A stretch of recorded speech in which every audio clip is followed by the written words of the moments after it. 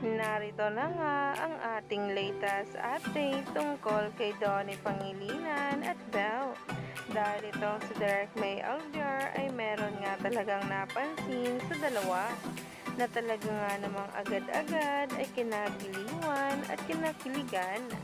Kaya naman sabay-sabay nating tingnan at alamin ang nasabing post na ngayon ay nagtitrending na nga at pinag-uusapan ng maraming netizens at ng mga bula.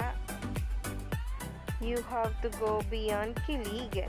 Can't Buy Me Love director May Cruz Alviar has noticed the need to move beyond the kilig as the youth yearn for a component that would broaden their awareness of the world.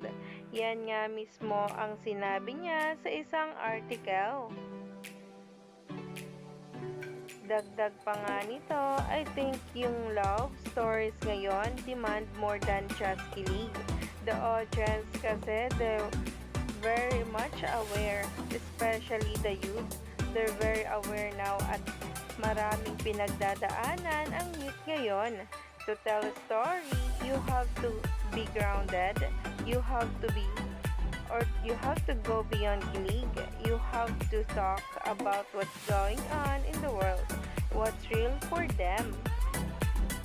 Kung saan ay excited na nga ang marami.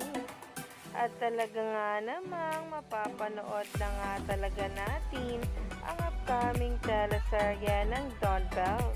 Ito nga talaga ang pinakahihintay ng maraming netizens at mga bula na manifestation.